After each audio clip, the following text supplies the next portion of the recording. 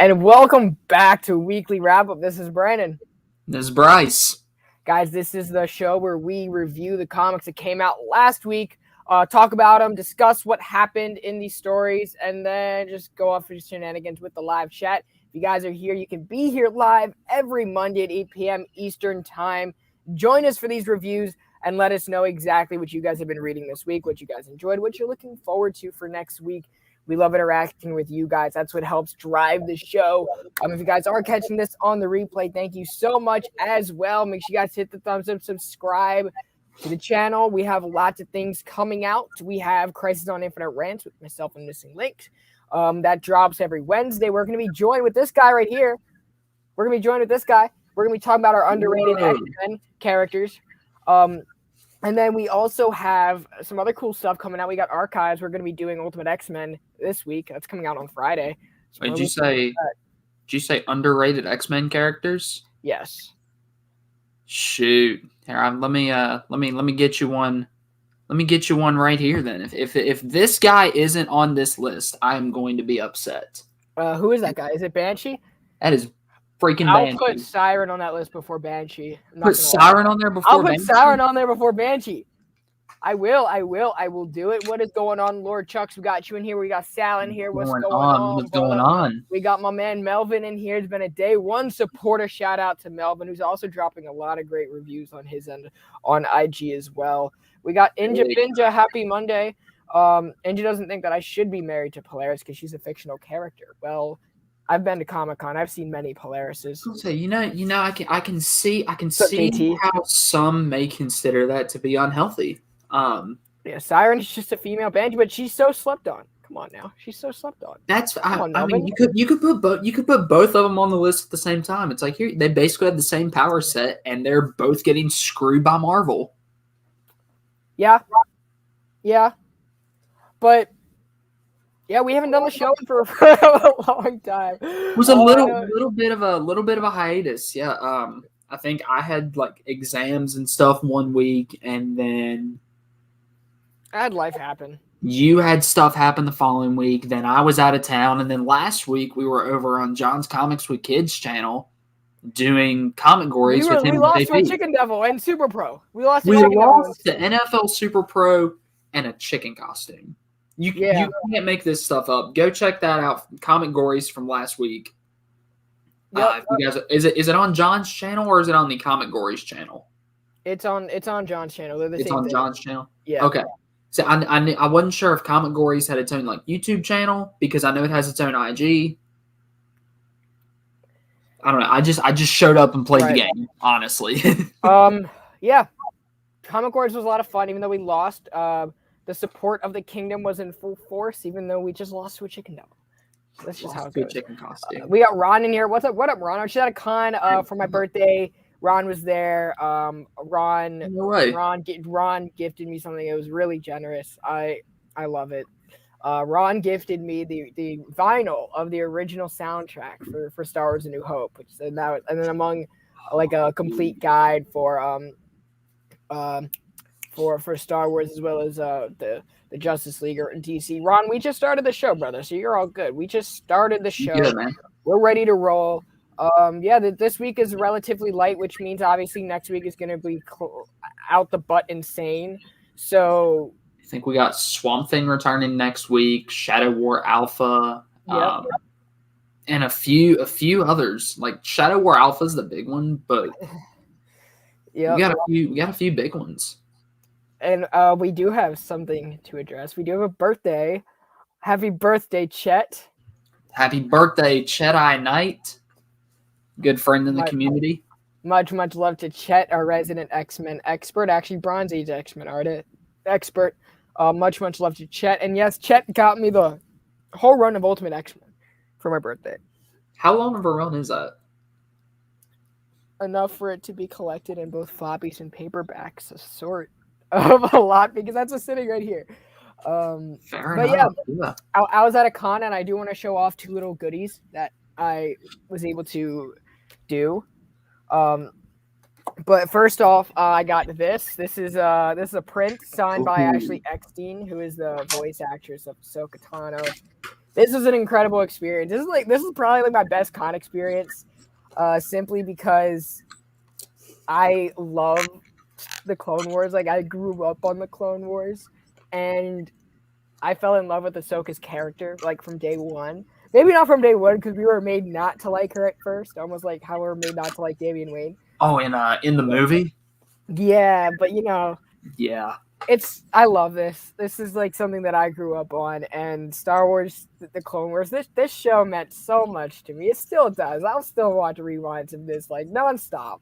So this was. You guys have no idea how much like this means to me. Like out of everything in my comic collection, I would trade anything to have this, including a Daredevil #1. Like this means more to me than anything. Well, that's like we talk about like stuff we grew up with and like kind of unconventional stuff. Right. I've always said, and I know this is a big difference from like Ashley Eckstein, but I've always said if I ever like met Chris Evans and was ever to get him to sign something, it wouldn't be anything Captain America related. What would you get him? So I would get like a Human Torch figure signed. Honest to God. What up, because SSI? that is what I grew up with. Like when I saw Chris Evans as Captain America in the first Avenger, all I could think was Human Torch. All I thought actually now is like when I was watching Snowpiercer, all I thought was Captain America. I was just like, which is weird, but see, Snowpiercer's different. Snowpiercer, he just sank into that role. The next order of business is I got this little bad boy signed. So I got to meet Connor Leslie, Donna Troy, Alan Richson, who is was Hawk. So I wish I could meet Dove. Actually, Dove wishes she could meet me. And then I met Connor, or not Connor Leslie. I met what's his name? Oh my gosh, Kieran Walters.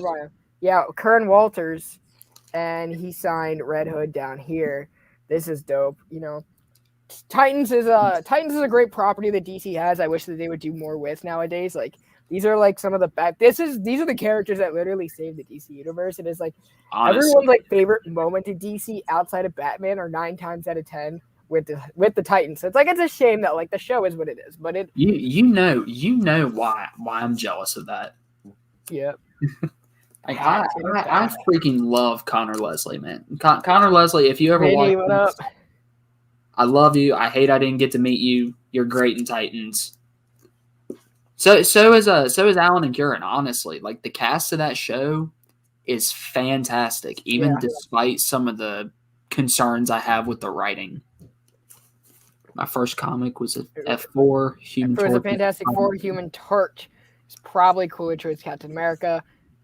I do like Johnny Storm more than Steve Rogers. Like the more I'm exposed to Johnny Storm in the comics, the more I love his character. Right. I didn't think Donna was that. Yeah, she's tall, man. She's tall. Yo, she was really tall. And I was like, it was weird. It's like when we see her like on screen, I guess like she's small compared to like her supporting cast, but I don't know. They were all really nice, How tall is she? Because I didn't know that either. She's what, 24, 25? She's not that old. Not old. Oh, tall? She's like 5'10". She's 5'10". That's fair. Yeah, she's 5'10". Like the hit. Let's dive into the books. Actually, if you don't mind, speaking of like F4 and stuff, I actually have an unboxing. Do it. My apologies, Bryce. Unboxing. You good, man? You good? But it's actually kind of funny though that we bring up Johnny Storm and stuff before this.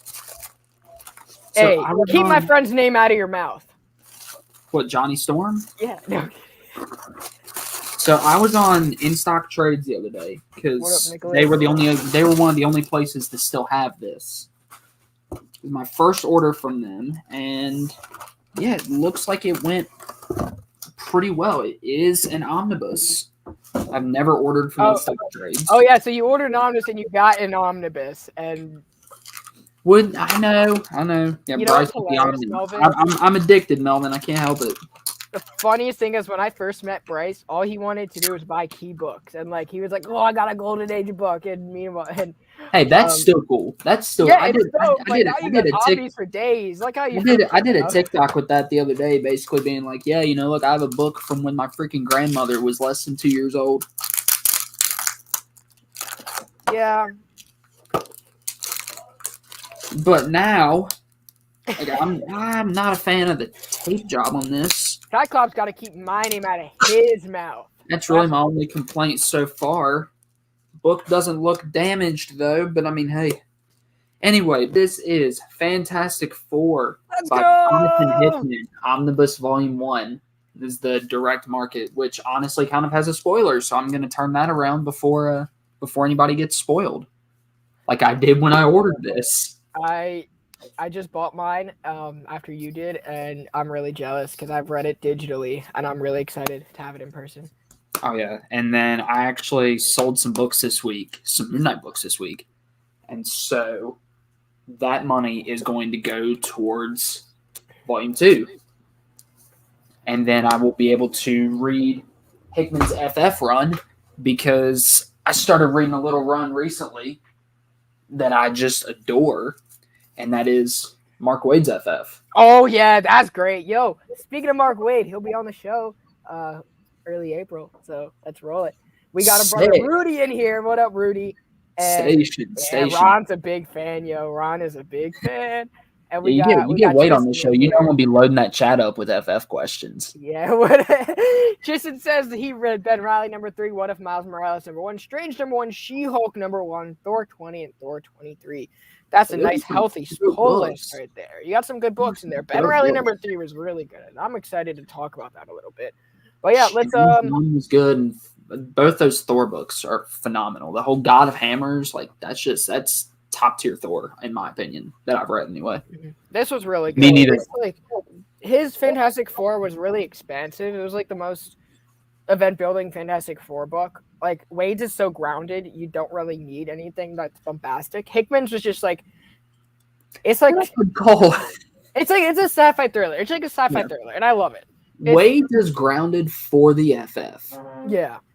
Because, I mean, keep in mind, like, and this is the part I'm at now. Spoilers if you haven't read it, but it's almost a 20-year-old run. So, like, Franklin Richards goes to hell. That's not necessarily. I don't know if I'd call that grounded, but I mean, given the history of the Fantastic Four, I mean, I guess it's kind of grounded. So Mark Waid is the guy who did Champions, brought in that team. Yeah, Brian K. Vaughan did Runaways. Yeah. So I read The Rogues, number 1. After I said I wasn't going to read it this week, I went back and bought it at the LCS. Because I went to the casino and got money to spend to buy this book. And yeah, so the story's by Joshua Williamson. I'm trying to figure out where they put their credits in here. And it's all the way they don't. It's by Joshua Williamson. The art is by Leo Max. I've never heard of this person, but their art is fun. I guess it has a decent animated tone to it. The whole story is, it's almost like Catwoman Lonely City. Is some weird shit happens. They have to go back to something that happened in the past. Like, we start off like in the present, where Captain Cold is watching like Gorilla Grodd like go off the handles, and he was like dropping some leaks about like a job that he was doing that I guess he succeeded, because 10 years later, Captain Cold has to reunite the Rogues to take him down and do this score one final time so they can all retire. It's dope. Joshua Williamson has a good handle on the characters. There's a lot of interaction between the Rogues characters. I'm not really spoiling it because I know Bryce wants to read it. This is really focused around Condiment King and Captain Cold. My only issue is the way Captain Condiment King? Yeah. Thought this was for the Flash Rogues, man. Condiment King? Nah, it's cool. Yeah, he's in there. So yeah, it's dope. I liked it. I'm excited for issue 2. Not really, because I'm kind of used to this writing from Williamson, where it's like he's gonna give these characters their moments, but he's only gonna push the plot towards the end. I didn't really see the plot going anywhere, which is a little bit of a shame because this is a limited series. But I guess we're gonna continue forward with it. I don't know if I'm gonna keep picking it up until the hardcover comes out. Like, I think this issue just didn't blow me away because I've seen him write these characters before. And it was like, okay, well, what are you going to do when you take Barry Allen out? It was good. It was good. I liked it. Yeah, I mean, I'm interested to see how it turns out when it's, like, collected. Yeah, Kingdom Come, Flash, Captain America, Daredevil was another big Mark Waid book that he did. Yep. But Yeah, I don't know, because a lot of his Flash run was to make the character of Barry Allen more accessible. So the Rogues were honestly just kind of background characters. Right. So you take Barry Allen out of that equation. I don't know. I'm interested to see how that turns out. Yeah. You also have a Golden Glider in there. You have Trickster, Bronze Tiger, Magenta, Heatwave, Mirror Master, and then you have like Gorilla Grodd, who's just the main guy. Weather Wizard, probably. Yeah. But you have Connor McKing's the bartender. It's dope. That honestly, yeah, it makes sense. Yeah. We got our boy Manny in here. What is going on, brother? Station, Manny, station. What'd you get to this week? Well, one of the books was brought up right there. A book from last week was Nightwing number 90. Touch on that real quick. This is by Tom Taylor. Who did the art in this issue? Was it like Lucas? It wasn't Bruno Redondo who did the art in this issue. No, Adriano Lucas does the coloring. Geraldo Borges. Oh, okay. Did the art in this issue. So basically, Dick Grayson has a hit on his head by Blockbuster. And he decides he's going to hire somebody to blow up Dick's apartment building. So Mayor Melinda Zuko, who is Grayson's half-sister, tips him off, tells him, hey, your building's about to get hit. Get out of there. So he does, and he gets everybody out safely. And it makes the news. And so it reaches Keystone City, where Dick Grayson's best friend, Wally West, the Flash, finds out about it and gets there ASAP. So this basically turns into almost like a buddy cop type thing with Dick and Wally. And so I think at one point after that, they had like Dick staying at Wally's house to be safe. They're trying to figure out, what's going on here. Barbara gets kidnapped and Wally goes to save her, and Dick's like, no, let's see where this van goes. Let's see how this turns out. And they do. Wally gets Barbara out of there. They set up in the van to take down whoever kidnapped her. And it was KG Beast. It was freaking KG Beast. And it shot Nightwing in the head to begin with. Dan DiDio would be so proud. I don't know if he would be, because KG Beast is about to get Chris rocked. Sorry, is that too soon? No, it's not. Keep my voice.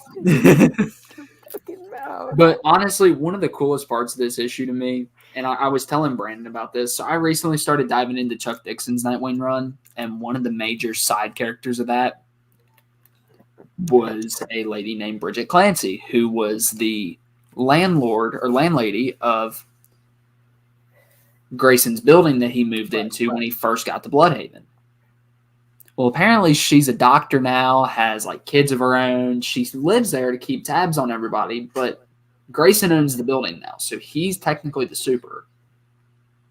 So it's really cool to see where she's been and what she's up to now, because this is her first time showing up in this run. Now that the roles have essentially flipped. And it looks like, judging by a couple pages in here, where she has a meeting with the Bloodhaven Police Department, that she's going to be a somewhat big player in the next few issues, at least. And nice, pun intended. Oh my god, that's awesome. Oh boy. And honestly, as somebody who just started diving into like the history of Nightwing, seeing it come full circle. Oh my gosh, keep that reference out your mouth. I'm going to. As somebody who just started diving into the history of Nightwing, seeing these characters come full circle and seeing where they are now, especially the side characters, it's just, I literally started getting giddy when she showed up, because I mean, that to me, that's just added payoff. Like, people who just jump into this run, that have just jumped into this run and not gone back and read the other stuff, they're not going to know who Clancy is. No. But I completely forgot. It's been a minute since I've read it. Yeah, and I mean, it's 5 years. it's for like it's a nice Easter egg for seasoned Nightwing readers. Yes, I agree, and but DC like is terrible at printing out their omnis. We might because we're finally. Wait, I'm pretty sure we're finally getting a Mark Waid Flash Omni in December. Actually, you know what's hilarious about DC Omnibuy is that like they have to be like this thick. Like it has to be at least 50 issues. Like Marvel will cap it at like 33 or something. I've seen the minimum be, but like nah, or like sometimes Marvel even do like a mini bust. It'll be like what, like 25 Well, I think issues. like the one of the thinnest ones is like Death of Captain America or whatever. And that's like Xmen is going to be the thinnest one. Howard the Duck by Zdarsky is the thinnest probably. Actually, right? It's like this thick, right? It's like it's like Big Mac. It's paper thin. But the Ten of Swords hardcover is thicker. The Ten of Swords hardcover is thicker than the Howard the Duck Omni, the Marvel. Yeah, and it's like DC's so bad at doing their omnibus because it's like it has to be like crunching big where like you can't even travel with it. Like yes. Devil Dinosaur by Jack Kirby. That one I actually know. I don't have it, but I know it. Yeah, that is an 8-issue Omni, Devil Dinosaur. That's the weirdest thing I've ever heard. But no, Lord. DC, it either has to be like this thick, or your name has to be Jeff Johns. Right. Oh my gosh, Jeff Johns gets things reprinted like his Love Life does. Oh wait, too soon. All of my DC Omnis are Jeff Johns. I'm not in. Well, I have a Suicide Squad Silver Age omnibus that I got for like less than $10. Yeah, Marvel's doing like their 90s miniseries where they're like doing all of this stuff. Why can't DC do it? And we just go back to the Titans. Like who wouldn't? Everyone would want to relive that era of DC when they didn't have to worry about their continuity. Well, they didn't have to worry about the next person. I did see World of Death era. I did, and I got this. I got this signed. And I got my hardcovers. Oh, that's gorgeous. Yeah, I love this. That is absolutely gorgeous. But yeah, DC Omnis suck. I'm convinced. And speaking of, I will say, okay. Whenever DC does, there's just the last thing I'll add. Whenever DC does do an Omni, though, even though they're like this big, you do get more cost-effective Omnis out of DC than you do Marvel. Marvel's just better about the formatting. Right. Because DC, you get like all those Green Lanterns. Like those Green Lanterns are like $125 each. Like honestly, that'd be $150 at Marvel. Right. That's all I'm saying. I'll let you keep going with that, Luke. So speaking of classic things that got lost in time, let's talk about Venom #1 by David Mcelini and this artist whose name is, where do they put their credits in this book? It is Ivan Fiorelli. So now, if we're going to talk about this book, it takes place like right after Lethal Protector ended. So I think we're talking like 1994, if that is or 1995, if that is an incorrect date. Somebody who was actually living in that time period, please let me know. This book does a very great job at not bringing you the modern Venom that we're seeing today, which is the biggest complaint of why people are not digging Donny Cates' Venom, is because it's not the classic Venom, right? We've seen Venom, even in the 90s, take so many different forms. When Todd McFarlane first drew him, and then Eric Larson decided to give him, like, actual, like, fangs and everything, And then Mark Bagley had kind of, like, that bloodthirsty grit to him. Now we have this, and it's like he actually has, like, a jawline that you can see, which I really appreciate, because it shows that he's just not eating other people. This book is fun. It doesn't go out of its way to be modern. It's like you can read it as a new reader to the character. Like if you want a sense of a classic feel in a more modernized form, this is the book for you, right? So it's like if you wanted to ever go back to read Lethal Protector, but you feel like that's out of your time, this is the book I would recommend for you. If you just want to know like classic Venom. If you were a fan of the 90s Venom run, or you grew up with Venom, this is very much at home with you, and I think you could find this a little bit more enjoyable than the current iteration of Venom, where he's being all cosmic and sci-fi. This is a very grounded story. David Mcelini saw the birth of so many artists' careers in Marvel, starting with Todd McFarlane, Eric Larson, Mark Bagley. We just named them all. He's been there for Bob Layton's ascension, for John Romita Jr.'s ascension. So he's seen it all. So for him to still be putting out this book like it's new, like he can still capture a new reader, but he's giving a good little nod to the people that were there. Obviously, that's not me, but I've read this book before. I've read Lethal Protector several times. It's like I kind of got it. But I really enjoyed it. The art felt very classic, but almost with a modern tale. I would say this almost feels like not really the Ultimate Universe, but it's like if it were to continue, right? So From I would have thought more like DC Elseworlds. no, because it's not Elseworlds, because this Okay. technically happened. So this Okay. technically happened. So we're just continuing the narrative as if we can capture in a new reader, but it's almost like a season 2 that you don't need to see season 1 to get it. Okay. So you're literally just filling in the continuity where there was a bit of a gap there. Yeah, and you're introducing other villains that we have not seen in a while. Like I think we had what was his name in here that was pretty dope. I cannot find his name, but he's like this classic Spider-Man guy. Oh, Humbug. Yeah, we have Humbug in here, who was there for during his Amazing Spider-Man run, which is really fun, right? And I hope that we get to see Chance in there, because Chance was the villain before Venom that no one remembers.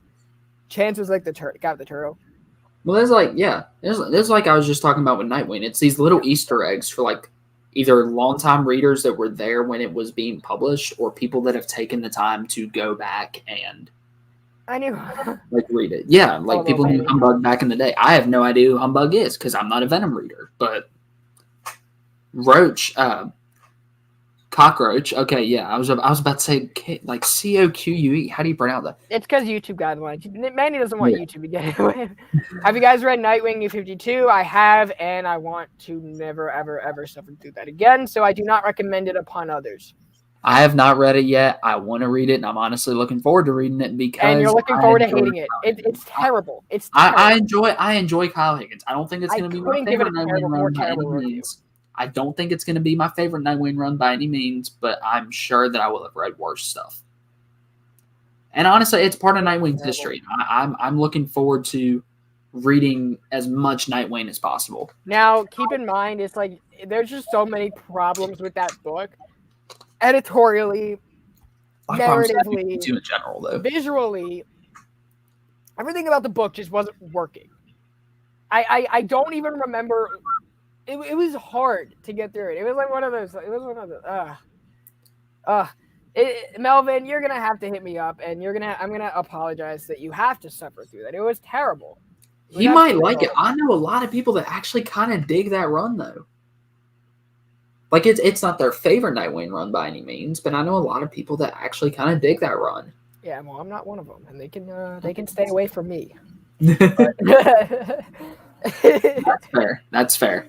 One other book I do. Yeah, just read the Dixon run. Just read it all. Read it all. That'd be what I'd say. Oh man. Throw the Tomasi trade in there while you're at it. But agreed. Yeah. Huh? Agreed. Agreed. What'd you get to this week, Bryce? Another book from last week I read was The Flash 780 by Jeremy Adams and Will Conrad this time instead of Fernando Pesaren. This was part of the War for Earth 3 crossover. So I didn't even read that. I was like, War for Earth 3. I don't care. Fuck it. I got it. Yeah, this is the only book I read from it. I was a little confused during those moments. Super Sons is like a go-to Tomasi. Yep. Batman and Robin. Oh! Superman. Just jinxed. Yeah, it was slightly. We didn't say it at the exact same time. There was a lag. We thought it at the same time. But no, the stuff that wasn't about War for Earth 3 in here, though, I loved. This book continues to be one of DC's best, in my opinion. This is showing a lot of the aftermath of Linda getting powers, which I thought was interesting. We actually see her kind of use them a little bit. And yeah, we just get some great family moments that really progress a lot of that stuff going forward. We see Linda kind of struggle with telling Wally about her new powers because she doesn't want to add anything else to him. Right. And so while the majority of the issue was about War for Earth 3, which it's understandable. It's going to be a part of the crossover, obviously. So for me, that takes it down a couple pegs. But at the same time, the family moments, the stuff that this run has been all about so far, right, was just great. It was just absolutely great. I would still I know I'm going to say this after every issue until it becomes one of their top sellers, but seriously, Flash, don't sleep on it. It is a mandate that you guys not sleep on Flash. I feel like DC does not do a good job at promoting some of their better books.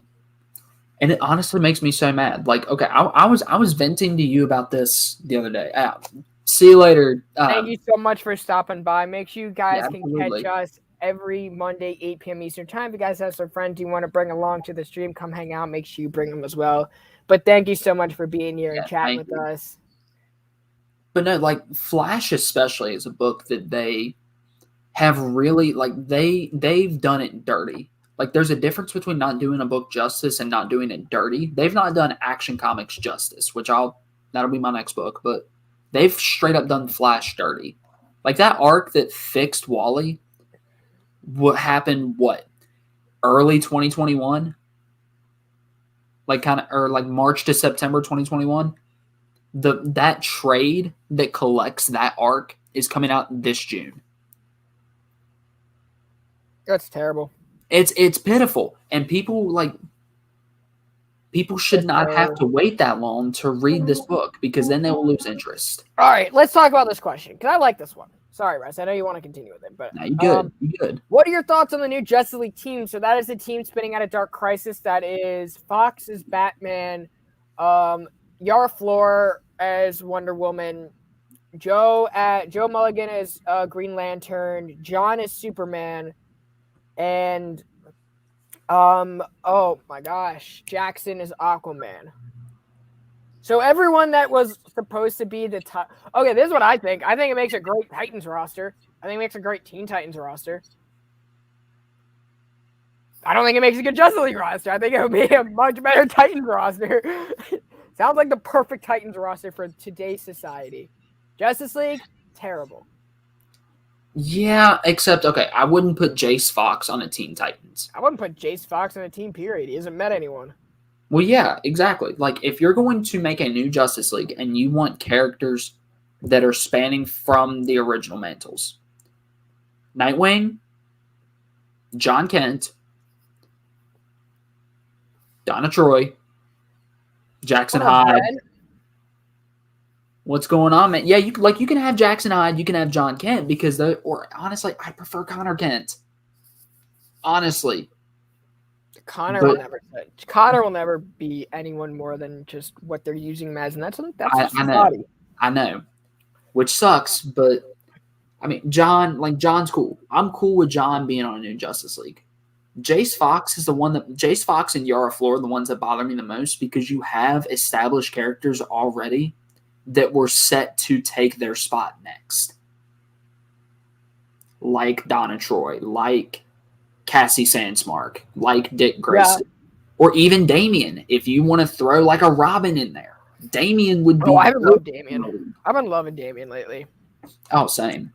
I think what's really weird about this is we've grown up with these characters that graduated, that were originally on Young Justice, Teen Titans, and like Young Justice, Titans.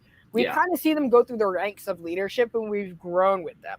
A lot of these characters either debuted 2 or 3 years ago, and we haven't really seen them do anything to warrant, okay, I can give you this spot on the Justice League team. Why should you, when I think of this, I'm like, why should you be more warranted than Kyle Rayner to be on the Justice League team, who was a very formidable part of the 90s with Grant Morrison, or late 90s, rather. You know, why should, I mean, obviously, like, Donna Troy's going through stuff right now, but, like, you still have Cassie, who we've gotten to know over the years. We have Tim Drake. Tim Drake should be the next Robin in line to be that leader. I still think if you're giving somebody to Justice League, it has to be Grayson. But I think that they were kind of like what Zen said, is they got pushed to the forefront too fast. So whereas, like, I don't feel like this is where their seats justified, especially when we're missing all these other characters like Plastic Man, Martian Manhunter, Hawkman. Manhunter's a huge miss. You know, like these are characters that we've seen on the Justice League before, and if you want to change up a team to meet, you know, to meet your representation, do it. You can do it, but you don't have to force these characters onto us. Take them in stride and let's actually get to know these characters for a minute. Let's be patient with them. Let's wait a minute so that they can reflect the generation that we live in instead of, right, just being like, okay, here you go, to the forefront. And there's not really anything that they've learned to be there, It's almost like a Jedi, right? It's almost like a Jedi. Why do they start out as a youngling and a Padawan? Why do we get to see their growth over time? So we can get to know them as characters. So we can grow with them and see how they mature. Have we seen that with Yara Flor? Have we seen that with John? No. Right? And those are the two that have gotten the biggest push out of them all. Yeah. John Stewart's going to die. Yeah. If you want a minority Green Lantern, I wouldn't say Jim Mulligan. I would say either Simon Baz or Jessica Cruz. Yeah, Simon Baz. You want someone LGBTQ, or even the Flash. Like the Flash, I think is going to be who's the new one that came out? Is it Jess Chambers? It's going to be the new Flash on this new Justice League. Yeah. Why not Jesse Quick? Why not Wallace? Why not Bart? Why not? Oh my gosh! Why not Bart? Why not Bart?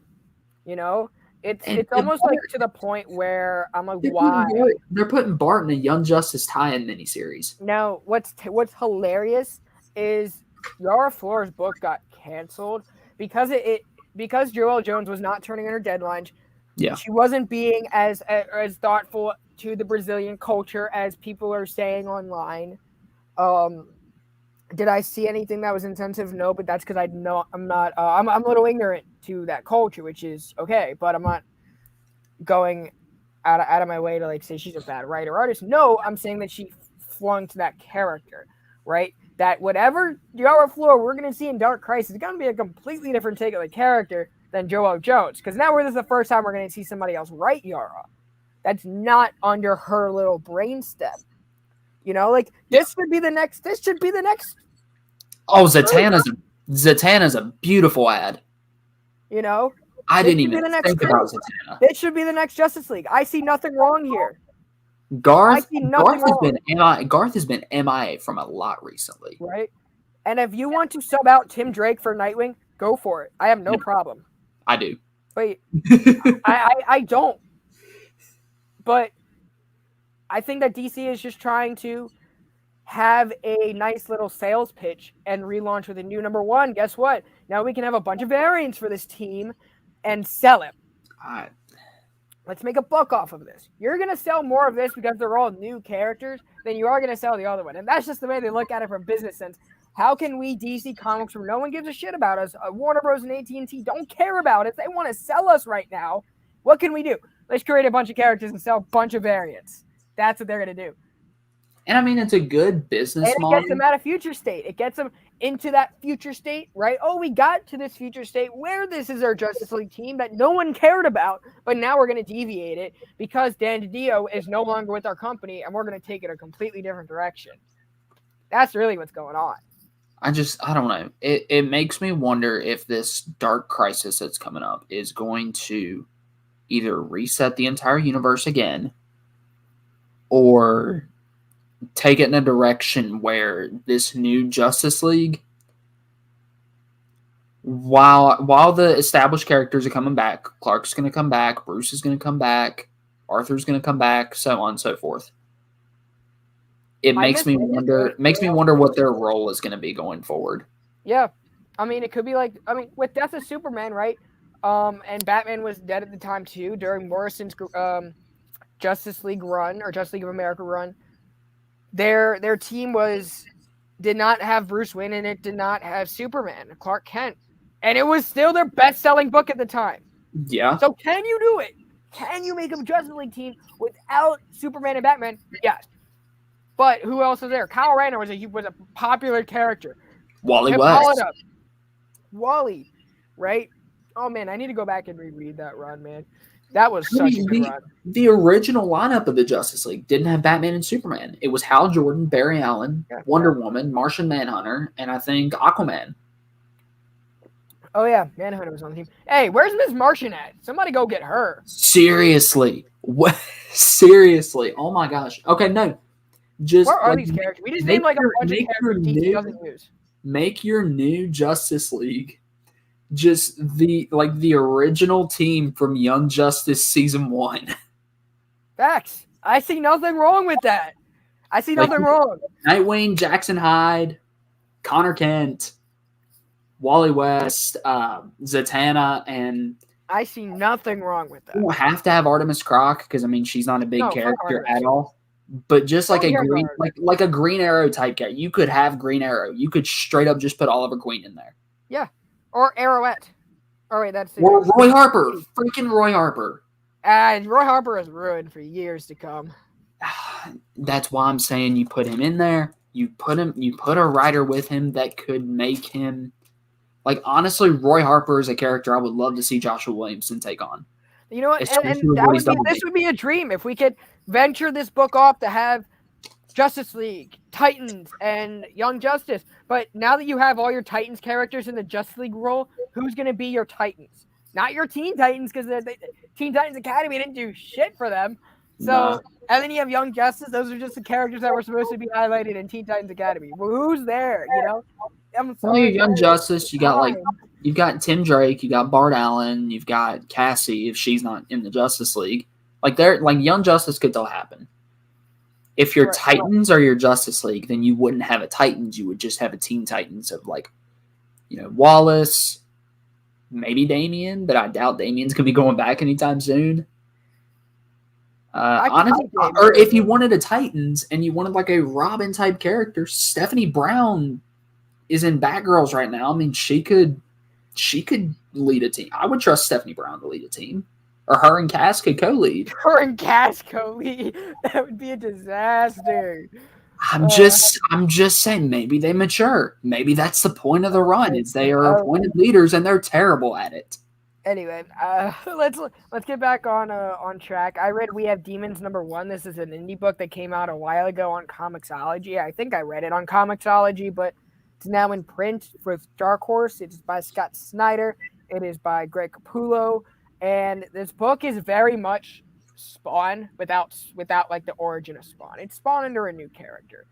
It has the same flow as Spawn. It has the same visuals as Spawn, probably because Capullo worked on Spawn, and that's what I remember.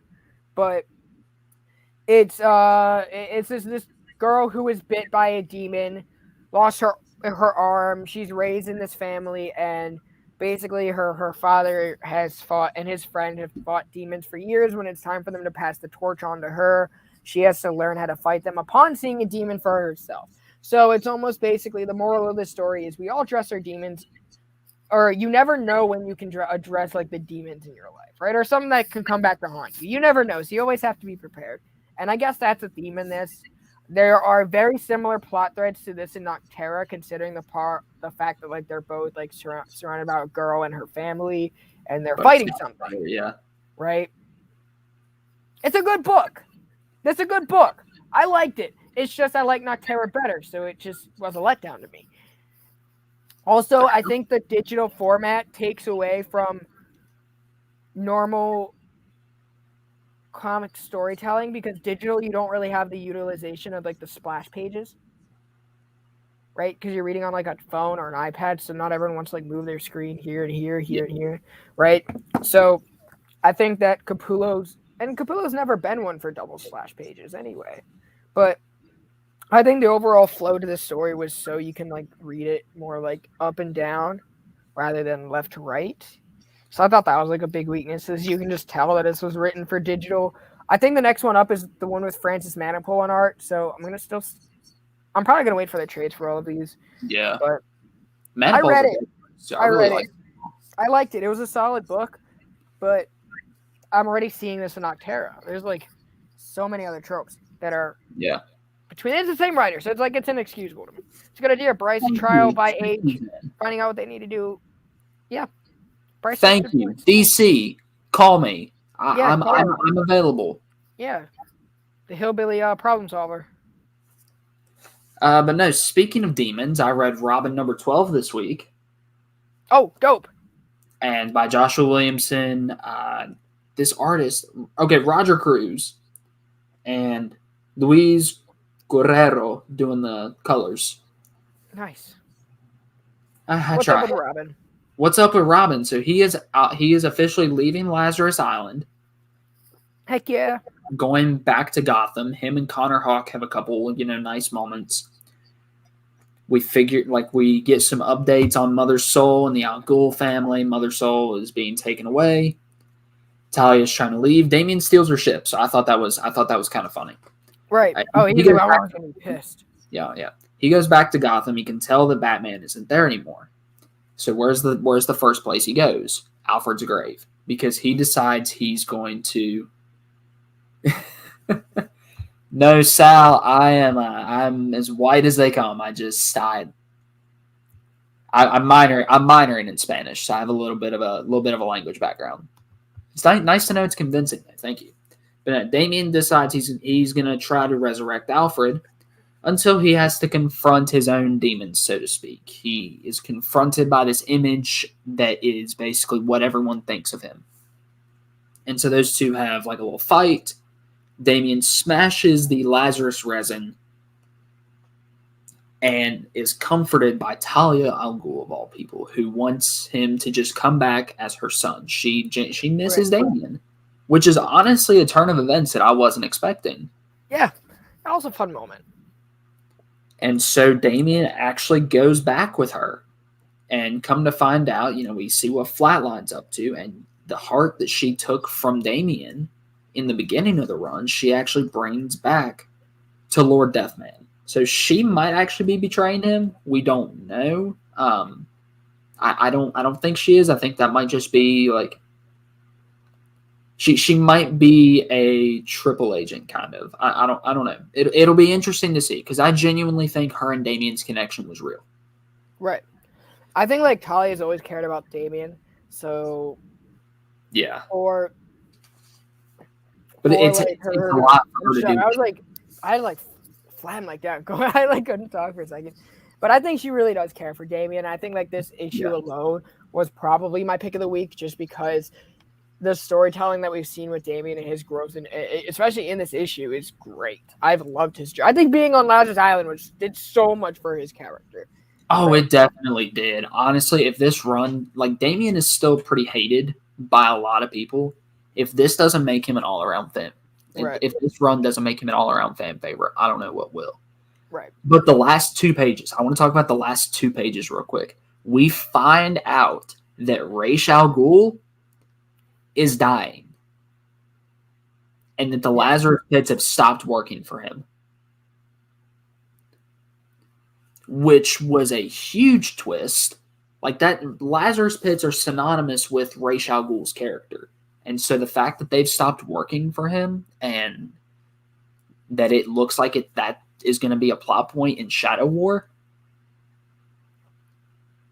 Like, when I read that, I was like, yeah, Shadow War is basically going to be Ra's al Ghul versus Deathstroke, which is going to be dope. And Batman's going to be thrown in there somewhere, because he's freaking Batman. He can't mind his own crap in business. Right. Speaking of Deathstroke number 7 by Joshua Williamson, Stephen Segovia. I have spoken about how much I've disliked this series. This issue was really good. This is really, really good.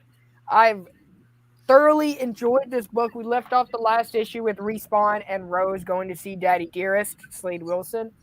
Rose is bringing Respawn over there to introduce them, right? Because Respawn is a clone of Talia's blood and Slade. So Slade naturally takes him in, and he uses him instead of, like, Rose had some other plans. I forget exactly what, but she had other plans for their interaction. It didn't go according to plan, so she had to get out, and Slade is going to use Respawn as a part of his master plan, right? Because he is, like, in charge of the villains now, and he wants his son at his side. Rose just wanted to be a family, and having him give up the mantle and everything. So this book was a lot of fun. This has me more excited for Shadow War. I've been very skeptical about it, simply because I have not liked Deathstroke at all. But this one really was a rebound issue for me. And I was like, that's dope. I guess I just don't like his interactions with the other villains. But this one was really good. I liked it. Stephen Segovia is actually becoming one of my favorite artists. He's really solid in his work. So I would recommend checking out Shadow War, but with caution, because at this point, I don't know what I'm getting out of Joshua Williamson. I can get a mediocre book like Rogues, which was fine, where I'm just like, okay, cool. I could get a book like Deathstroke, where I've hated it for 6 issues, and the 7th one is like, yo, this is dope.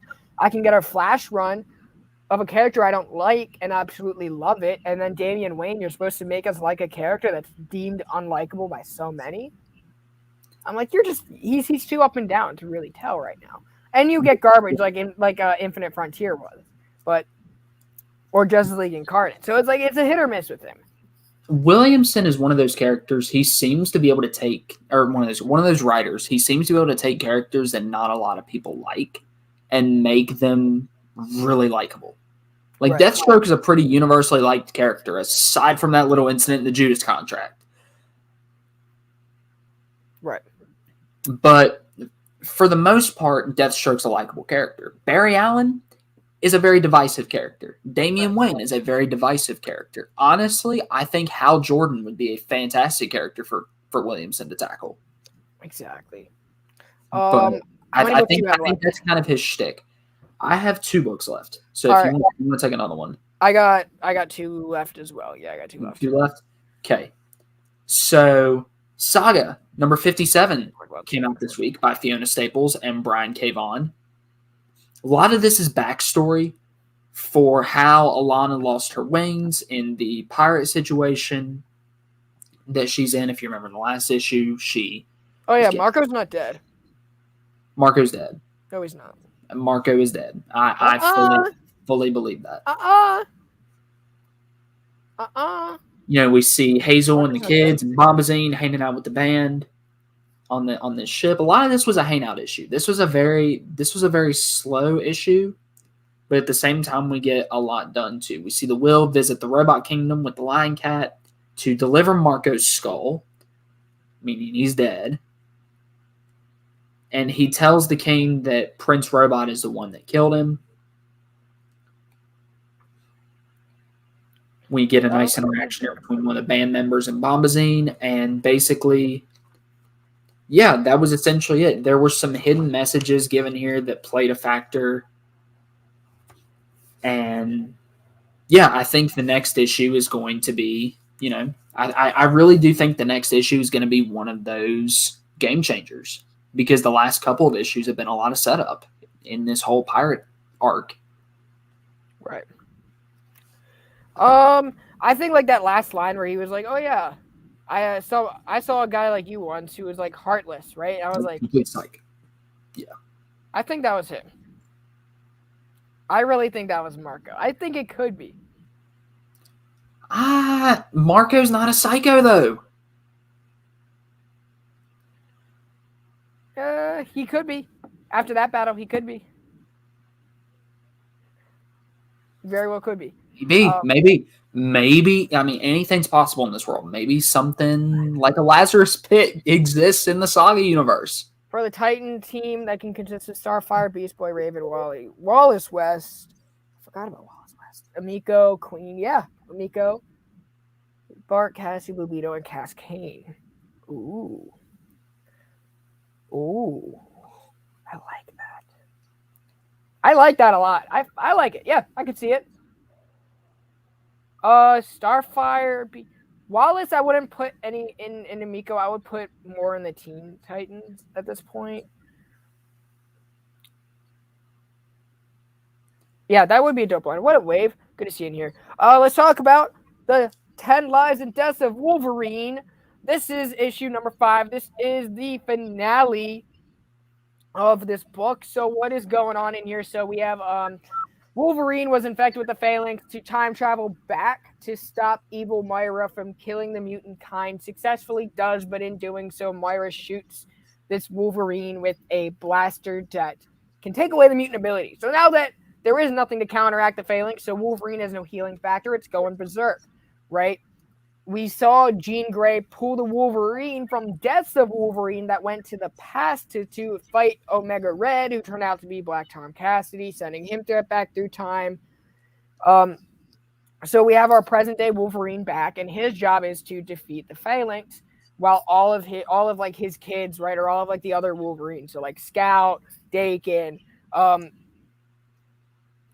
You texted me while you were live just to mess with me?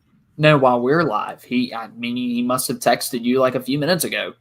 Website, John's Comics Week. Oh, build your own superhero team on TikTok. I will duet you while you are live next time. How about that? That way you get the notification. I will do it. I will do it, both of you, and our teams will battle to the death. It'll be your funeral. Yeah, John walked in at the perfect time. So we have all of these other X-Men characters, Dakin, Scout, Laura, to clean up this mess. And Wolverine comes back. He's like, no, this is me. Like, you guys shouldn't have to deal with my past lives or my future lives. Like, this is all me. It's like, if I'm going to die, I'm going to kill myself, right? I'm going to take that burden. Because he's the only one who can live with that. And he knows that I'm the only one who can suffer through all of this. Because I have, and I'm not going to put any of that on anybody else. So Moira gets out. She is now like a robot. She uses the phalanx sword to kind of like she's a living robot now. So like she dies, right? And we're all having drinks. And Wolverine says like she's like or what did he say? When they were all having drinks. It was pretty cool what he said.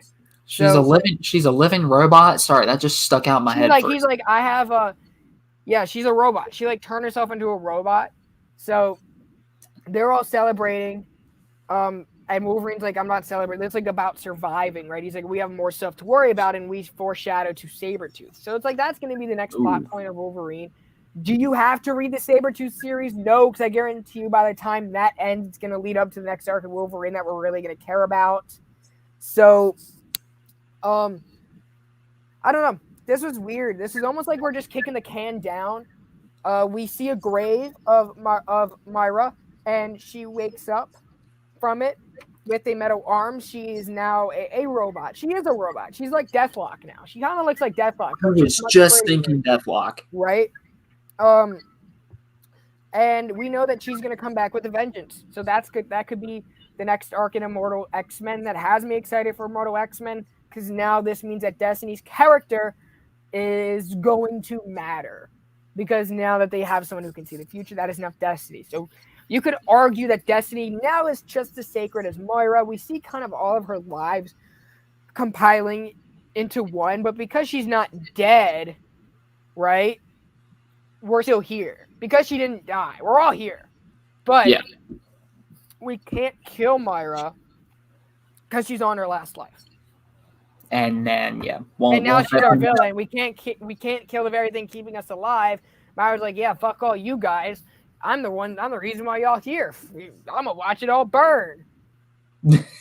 Yeah, her memories were uploaded to the cloud. To the cloud. Oh my gosh. Memory backup.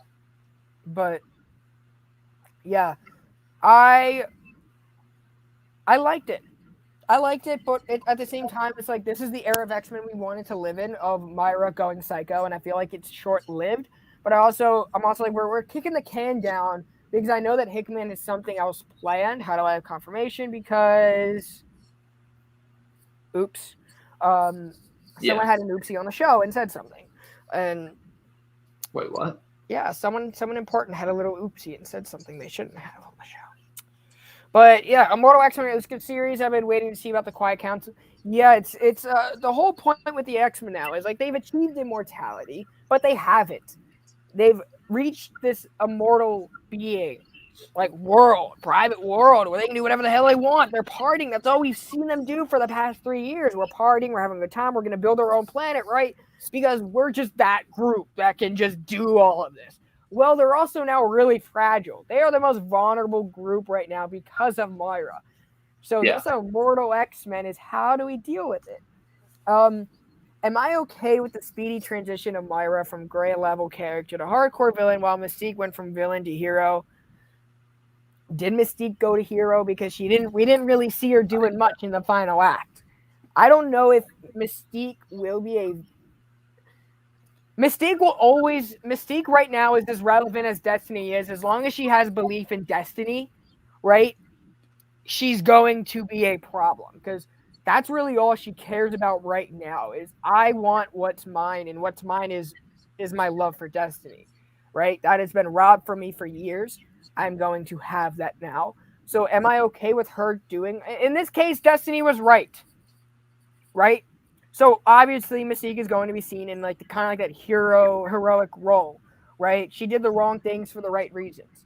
But going forward, I don't know if that's going to be the status quo of her character, simply because Destiny could have her own selfish reasons that may not always do that, Yeah, I mean, Mystique to me is just Mystique. Like she's never like, at least right now, she's not necessarily a villain because like it was just poor means to a good end in her mind. Right. But she also isn't a hero because of the methods that she took. Right. It's weird. I don't know.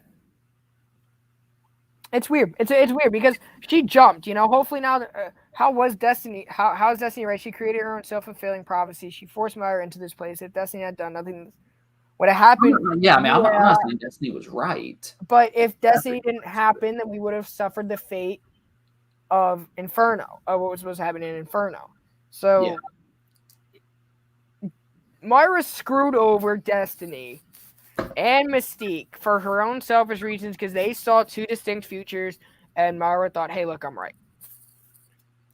They were kind of inadvertently right. Like they were both right, but they were also wrong too, which is like, yeah, like Destiny and Mystique kind of saved everybody on accident.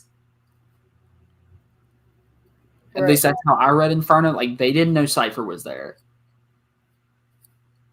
And they just happened to say just what Cypher needed to hear. Right. And am I okay with Moira's role in this going like full 360? Well, a lot of times, like you never know, like what event can turn someone's like personality, right? Like at Harley, right? She was a doctor. She met Joker. All of a sudden, boom, she's a Harley Quinn. She's a Harley Quinn. We know her, right? Obviously, we saw her first as Harley Quinn, and we like backtracked. But like, this is weird. It's like we've seen Moira for years, kind of be like a second hand to Charles, in a relationship with Banshee, and we've seen her being like kind of like that crux for mutant kind. Now we've seen her actually be relevant because she was always there. She wasn't really relevant. Yeah. So I'm excited to see that now, like her character means something, right? Whether it's for good or for bad, her character means something. Do I think that narratively, I think that there are things that should have been thought out? Yeah. They should have, this whole plot should have been thought out, right? To me, I think Ben Percy, I think if this was written by Hickman, it was very much edited by Hickman, but through Ben Percy's telling of Wolverine, and I don't think Ben Percy had a good handle on Moira. Wait, when did she? Okay, I haven't kept up with as much X-Men since Inferno. When did she carve up Banshee? Penultimate issue. So of like Lives of Wolverine. Death of Wolverine. Thought all the ladies were right and wrong. I love the gray area and how they were on the same seeing line. Seeing Moira's Hannibal is a bit too much for me. Yeah, she carved up Banshee. Yeah, she did. She said, "My life is more meaningful than yours, bitch," and took his life. But going forward, I think Immortal X-Men is going to be like what I really focus on. It's going to drive that universe. Immortal X-Men and X-Men Red. X-Men Red is going to be like a game changer series with what Brand has planned coming up. Yes. Same with Legionnaires. Like those are the three books I'm sticking with when it comes to X-Men: Immortal, Legion of X, and X-Men Red. She watched season 3 of Game of Thrones. Or no, what was the one with the face killer? That was season 5, right? The face killer was, What in the death of the family am I reading right now? What in the death of the family? No crowbars were involved, Bryce. Death of, not death in. Death of the family. No crowbars were carved off his own face and wore it. No crowbars were used. Okay, all I know is about the face carving. I still gotta read that run, but I know specifically. I know specifically about the Joker carving his own face off. Scott Snyder's Batman, good for two volumes. Third volume was okay. Trash for the rest. Speaking of not trash, I still have one more book in my pile here I need to talk about. Go for it. Hit that pile up, brother. Action Comics 1041 by Philip Kennedy Johnson and Dale Eaglesham this issue. Dale Eaglesham. It is Dale Eaglesham and Will Conrad. You're going to see Dale Eaglesham in the Fantastic Four Omni. Woo! Yes, I am. Along with Steve Epting and Nick Dragata, apparently. Oh, yeah, Nick Dragata's good, too. Oh, yeah. This is a Midnighter issue, and I loved it. I still got to read Scott Snyder's Batman. I have the first two like skinny volumes that collect all of Court of Owls. I might stop after that though because I don't know. Batman's like a middle tier Bat Family character for me. Like he's probably my number 4. Who did you say? I'm sorry, I like ADHD'd it. No, I said I don't know. I have a hard time reading a lot of Batman because Batman is like my 4th favorite member of the Bat Family. Yeah. Batman is never like a lovable character. It's like, I don't know. I like Batman, but I don't. Like I'd honestly at this point rather read a Barbara Gordon solo series than a Bruce Wayne solo series. I think the fact that we have so many good Batman stories, like we have like 8 Batman titles and they're all good, means that if they all came out as individuals, they would be better because like they all suffocate each other. They're all good. None of them are as good. Yeah, I'm just like. These are all great, and I think like if I went back and I read these as individual stories, I would appreciate it so much more. Like Joker War. Joker War was fantastic. But it came out during 3 Jokers. Exactly. When we had Joker. Too much Joker. John, I'm flattered. Yes, I know. I honestly think he is. For me, like my top 3, if we're talking just like the Vigilantes, it's Nightwing, Damian, and then probably either Barbara Gordon or Tim Drake. I believe that's an 8-part story. But I could ask Philip. It feels like it's starting to wrap up because, like I said, this is a Midnighter issue. This is centered around Midnighter. We get some great moments for his character, and we see really how him and Superman have been clashing this whole time. While at the same time, we see that the legend of Superman has been going around Warworld. Right. And we actually catch up with him at the end. We see that Omak, who's a member of the Authority, either betrayed the Authority or was brainwashed. Apollo is being used as a battery. Like, this team that came in so strong has been absolutely obliterated. Even Superman's depowered at this point because of Warworld's red sun. But we see that Superman has learned to fight like the people of Warworld. He's learned to use weapons, and we see him and Midnighter kind of team up at the end. I thought this was while it kind of deviated a little bit from the main story. It was necessary. It was very necessary, especially with the animosity between Superman and Midnighter. Right. And seeing them be able to come together again to fulfill a common goal that I think in the next 2-3 issues is really going to come to a head. And I hope Philip's run continues after this. I hope this isn't all he had up his sleeve because it's not.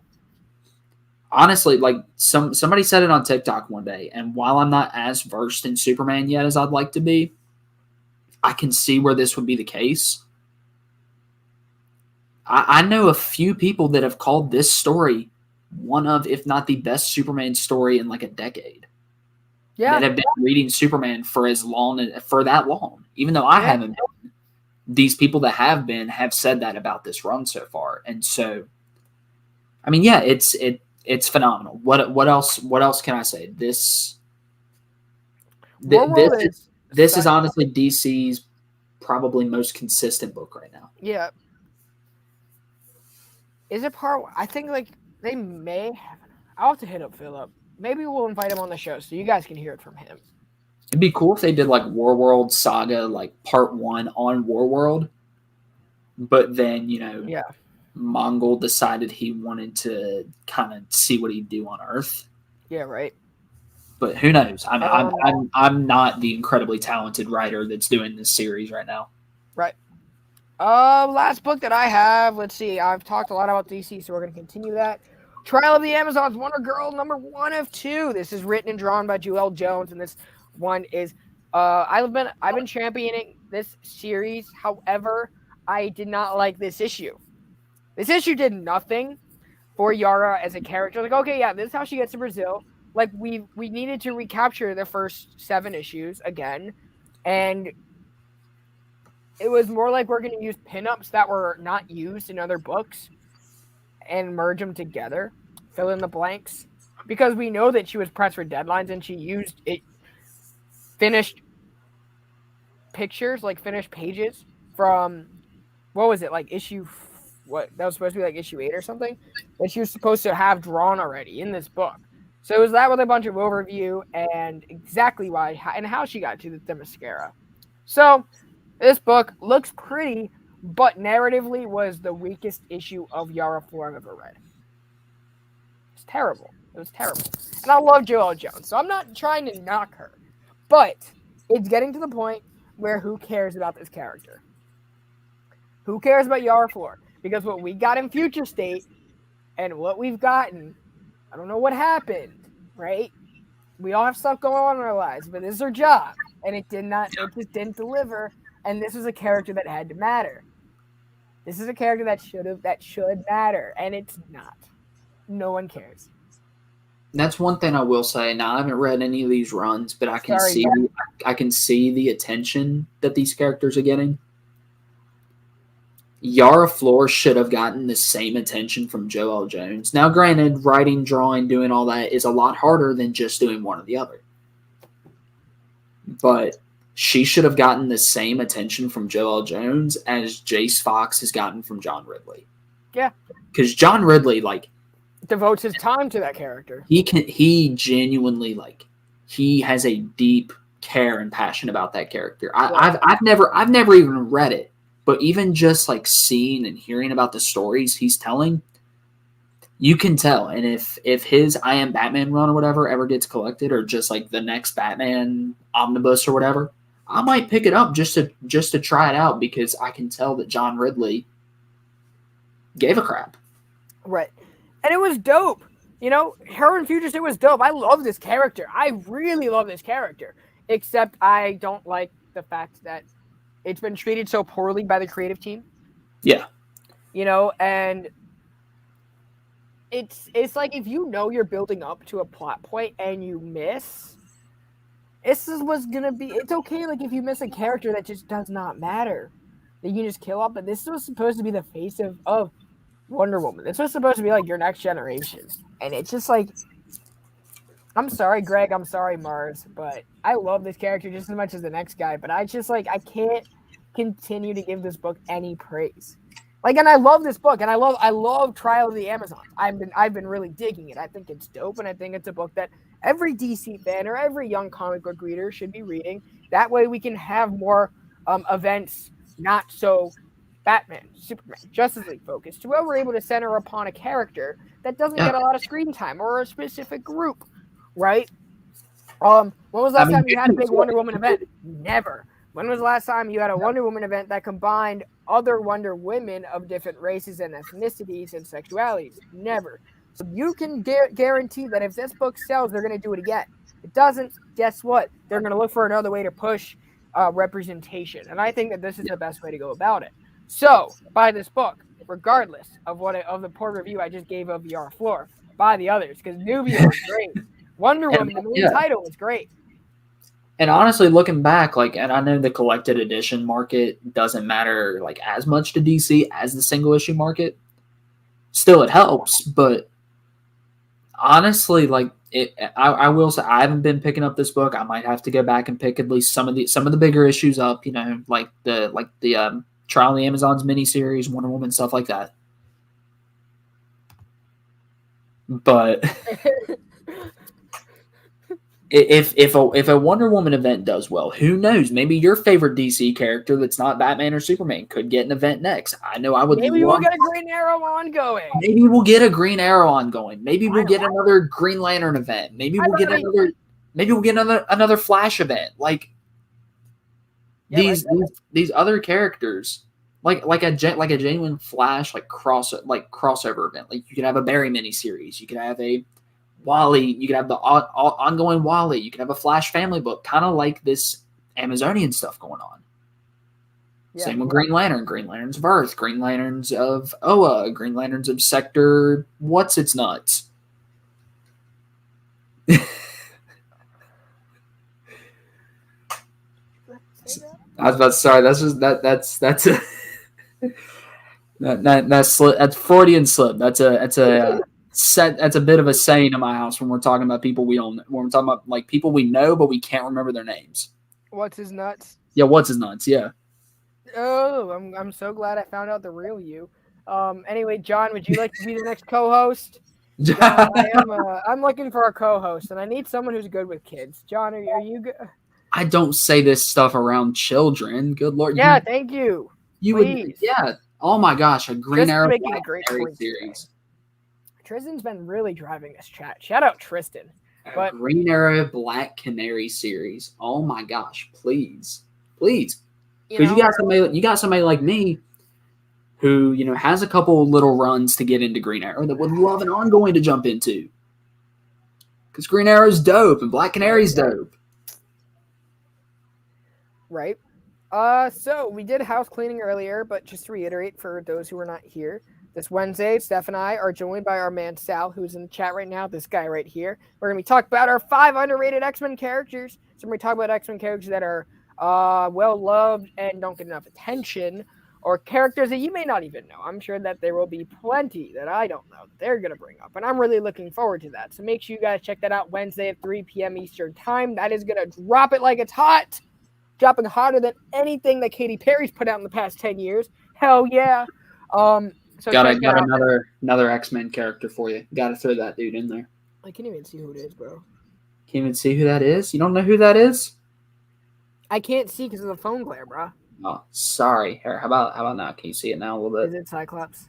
No, it is not Cyclops. Because I'll bitch slap Cyclops. I'll Will Smith Cyclops all day. It's honestly hilarious that you don't know who that is because I can't even see it, bro. The phone glare is literally right there.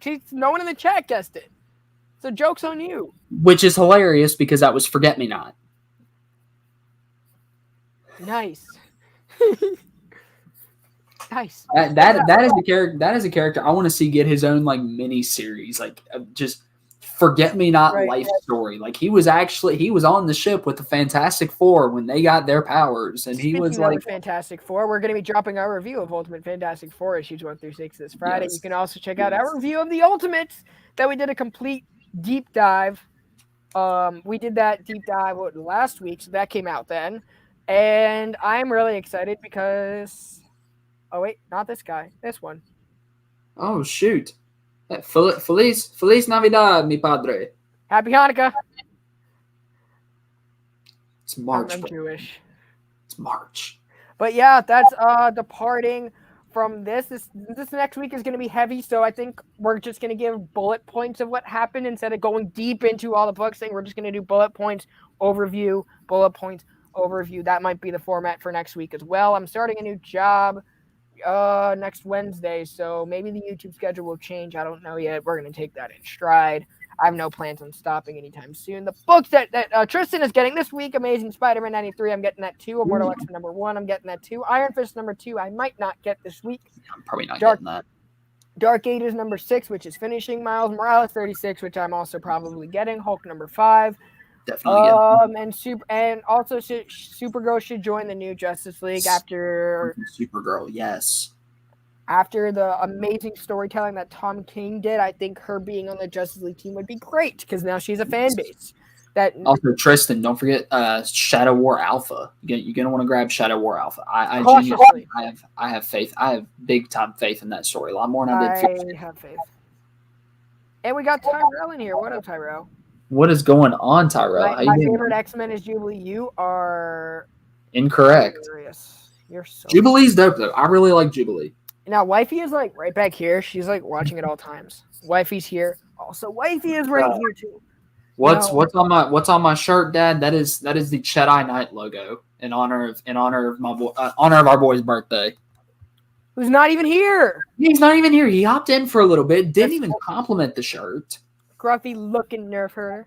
Oh shoot! Here we go. Thank you so much. Yeah. So congrats, Brandon. Thank you. I'm really excited for it. Start next Wednesday, which is dope. Which is also new comic book day and the release of the new ASM series, apparently. Yeah. Which is weird. They couldn't even give that 2 weeks.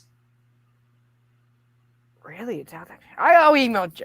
But you're really gonna say that? Oh yeah, I'm getting on Batman Beyond. I'm getting Batman Beyond the White Knight. Yes. I'm getting that. Polaris was disrespecting the Gifted, so yeah, she needs to be in the MCU. I agree. She was terribly. I love the show. I love the Gifted. I think, that was literally like the Thunderbird we never had because he died so early. We got so much going on in the Gifted. That was like just so unique. But talk about underrated X-Men characters. That reminds me. I gotta watch Legion. Yeah, I gotta watch Legion too. I gotta watch Runaways. Thank you, Virginia Gardner. She's gonna be on the show, and I don't remember her name. Ooh, that sucks. Wait, she's not? She is gonna be on the show. Okay. I can't talk about it though, so these people can't say anything. But anyway, yeah. So that's coming up. What else we have? We have Mark Waid coming the 15th, followed by Mohamed Aswar, followed by Declan Shavli and Roy Thomas. To round out Creators Corner in April, we kick off May with Pepe Larraz. And that's all I can announce right now. Stay tuned for more. Anna Senti will also be late May. And that's who we have in the pipeline. I think there are like other people that I planned out next week. I forgot to tell Bryce this. We are going to be joined by our man Adam, who is writing his own indie book called Shadows. You know Adam Smith in our chats. He's going to be doing the book. He's going to be coming on for a little segment next week. So sick. Yeah, I'm looking forward to that, definitely. Yep. Love you too, Dad. Have a good night. Have a good night, Papa Sexton. He meant to say love you, Brandon, but no, he has been up since 3:50. I almost caught him this morning. He had to catch a flight, unfortunately, but yeah, I'm gonna have to do that. I'm gonna have to do that here in a few weeks. Actually, I'm flying out to Oklahoma to visit a buddy. I'm gonna have to get up early and catch one. That sucks. But anyway, guys. Thank you guys so much for tuning in to Weekly Wrap Up. This is a great show. We love having you guys in our live chat. So thank you guys so much for being here every Monday, 8 p.m. Eastern Time. Bring a few friends. Let them know where they can get their comic book reviews and fun conversations. Absolutely. Take care, you guys. Have a good one. We'll see you next week. Tired old fart. Oh, absolutely. Take care, you guys. Have a great rest of your week. If you're catching this on the rewind, comment down below what your pick of the week was, or right now after the live chat. Let us know what your pick of the week was in the comment section. So if you're in the live chat right now, go comment what your favorite book this week was or what you're looking forward to the following week. Take care, you guys. Have a great rest of your week. Let's get out of here.